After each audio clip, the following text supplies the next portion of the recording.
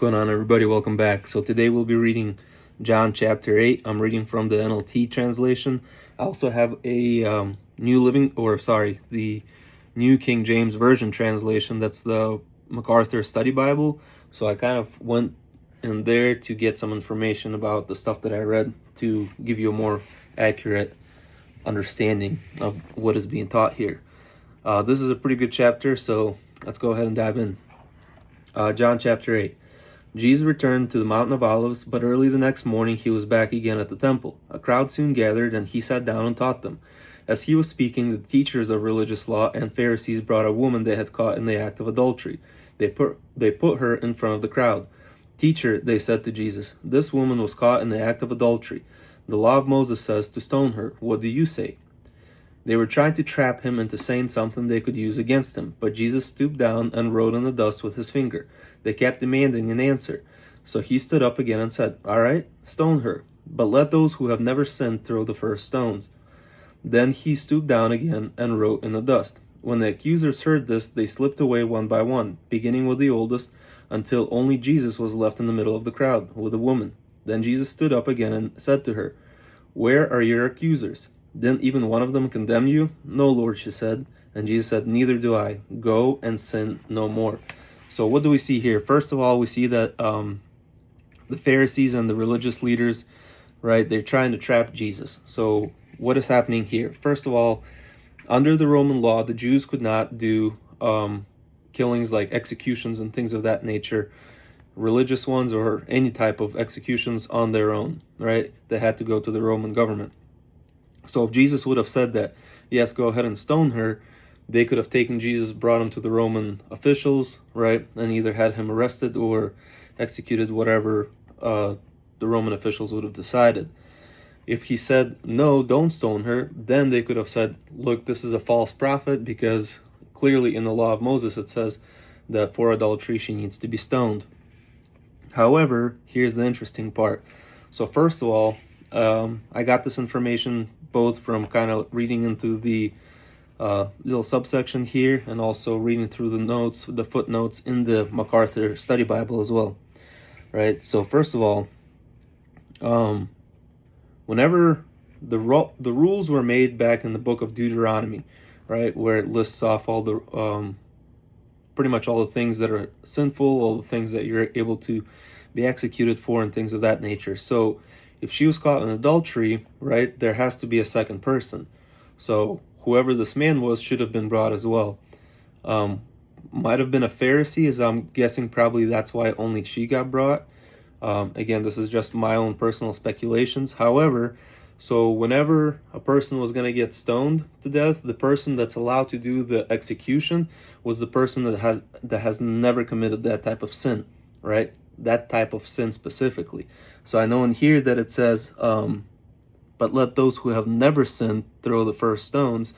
What that means is, let that one who has never committed this sin, the sin of adultery, throw the first stone. So it seems to me, and again, this is how I'm understanding, this is a teaching that I've heard before, and this is how I'm understanding this.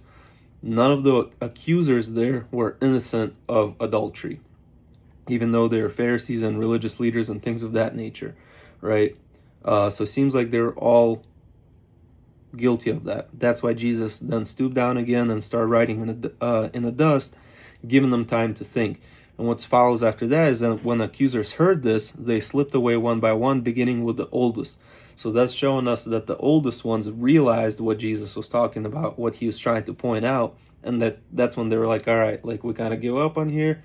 Let's go ahead and make our escape, right? Until probably the youngest ones like, I don't know what he's talking about, but like all of our elders left, we should probably leave too. And then Jesus was the only one there left with the woman. And instead of, Jesus very well could have thrown the first stone because he's obviously without sin. He chose not to, and he chose to give her grace and mercy, something that she didn't deserve, something that you and I don't deserve either, not just because of adultery, but because of many sins that we commit. Neither of us deserve this grace and mercy, but we receive it through Jesus Christ. So he chose to show her mercy, right, and said, "Neither do I. Go and sin no more." So he told her, turn away from your sin pretty much and go. So Just wanted to kind of break that down a little bit for you guys. Anyways, let's continue here. Jesus said to the people, I am the light of the world. If you follow me, you won't be stumbling through the darkness, because you will have the light that leads to life. The Pharisees replied, You're making false claims about yourself.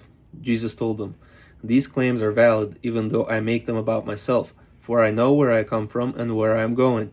But you don't know this about me. You judge me with all your human limitations, but I am not judging anyone. If I did, my judgment would be correct in every respect, because I am not alone. I have with me the Father who sent me. Your own laws say that if two people agree about something, their witness is accepted as fact. I am one witness, and my Father who sent me is the other. Where is your Father? They asked. Jesus answered, Since you don't know who I am, you don't know who my Father is. If you knew me, then you would know my Father too. Jesus made these statements while he was teaching in a section of the temple known as the treasury. But he was not arrested, because his time has not yet come. Very interesting over there. We're going to go ahead and continue here. Later, Jesus said to them again, I'm going away. You will search for me and die in your sin. You cannot come where I am going. The Jewish leaders asked, Is he planning to commit suicide? What does he mean, you cannot come where I am going? Then he said to them, You are from below, I am from above. You are not of this world. You are of this world, I am not. This is why I said that you will die in your sins. For unless you believe that I am who I say I am, you will die in your sins. Tell us who you are, they demanded. Jesus replied, I am the one I have always claimed to be. I have much to say about you and much to condemn, but I won't. For I say only what I have heard from the one who sent me, and he is true. But still they didn't understand that he was talking to them about his Father, his heavenly Father. So Jesus said, When you have lifted up the Son of Man on the cross, then you will realize that I am he, and that I do nothing on my own, but I speak what the Father taught me. And the one who sent me is with me. He has not deserted me, for I always do those things that are pleasing to him. Then many who had heard him say these things believed in him. All right, now this is going to be Jesus talking about the Abraham. We're going to learn about Abraham once again once we get to the Old Testament. He's kind of the forefather for both Judaism, Christianism, and Islam as well. So here Jesus talks about like Abraham and different things of that nature. So let's go ahead. Jesus said to the people who believed in him, You are truly my disciples if you keep obeying my teachings, and you will know the truth, and the truth will set you free. So I have it highlighted here, right? You are truly my disciples if you keep on obeying my teaching. So that's one of the times that he said it in this thing. He says it twice. I highlighted the second one. I'm going to point it out. So I think it is, regardless of what people say, yes, you want to start out with believing in him, trusting Jesus Christ, but then you also need to start obeying what it is that he teaches in his word. So again, he says, You are truly my disciples if you keep obeying my teachings, and you will know the truth, and the truth will set you free. But we are descendants of Abraham, they said. We have never been slaves to anyone on earth. What do you mean, set free? Jesus replied, I assure you that everyone who sins is a slave to sin. A slave is not a permanent member of the family, but a son is a part of the family forever. So if the Son sets you free, you will indeed be free. Yes, I realize that you are descendants of Abraham, and yet some of you are trying to kill me because my message does not find a place in your hearts. I am telling you what I saw when I was with my father, but you are following the advice of your father. Our father is Abraham, they declared. No, Jesus replied, for if you were children of Abraham, you would follow his good example. I told you the truth I heard from God, but you're trying to kill me. Abraham wouldn't do a thing like that. No, you're obeying your real father when you act that way. So this is when it kind of starts to get, Jesus is like not holding back his punches. They replied, we are not born out of wedlock. Our true father is God himself. So they're still not understanding exactly what he's saying. Jesus is really takes off the gloves here. Jesus told them, if God were your father, you would love me, because I have come to you from God. I'm not here on my own, but he sent me. Why can't you understand what I'm saying? It is because you are unable to do so, for you are the children of your father, the devil, and you love to do the evil things he does. He was a murderer from the beginning and has always hated the truth.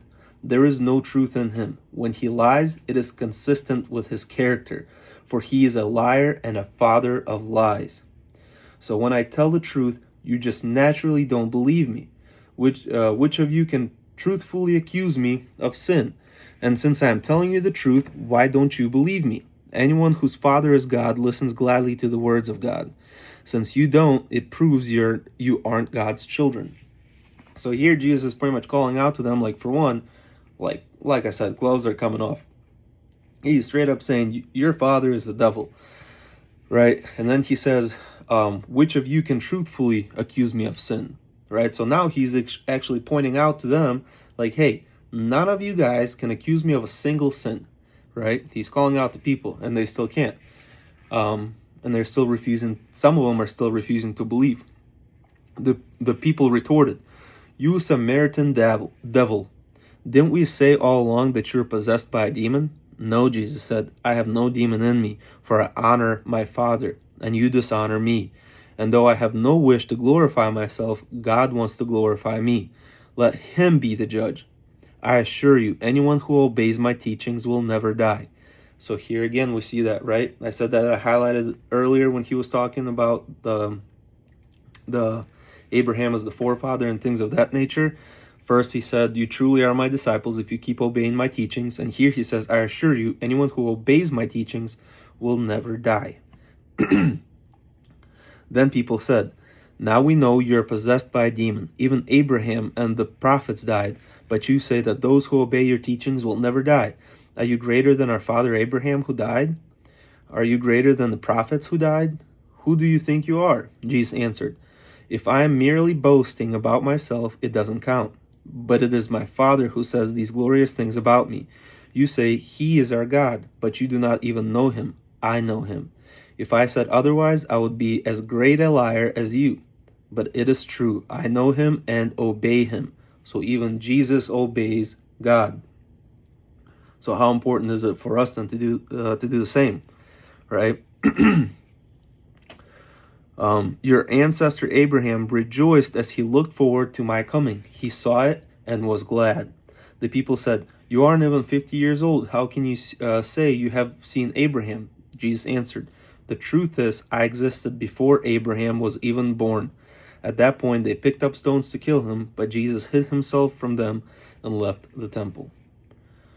So yeah, this one is pretty, Jesus took off the gloves. He was really going after the people, really trying to get them to see and to understand that, look, I am the Messiah. I am God sent me. He's my Father. I'm the Son, right? You guys are continue to refusing. Not only are you refusing, you see all these miracles that I'm doing, you're seeing everything that I'm teaching.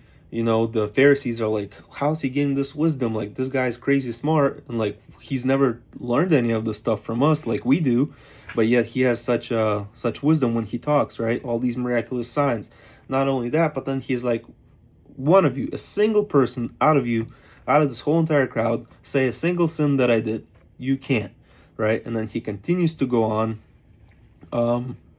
pretty much trying to show the people that he is the Messiah, and why are you keep on refusing? So yeah, this last portion here was, probably pretty rough if you were in a crowd there. Anyways, guys, that's it for chapter 8. Next, we'll be reading John chapter 9. Hopefully you guys got some beneficial out of this reading. Hopefully I'll see you in chapter 9. If you have any questions or comments or anything like that, please either put it in the comments or message me directly. I'll be more than happy to answer any of them. As always, I love you guys. God bless you and your families, and take care.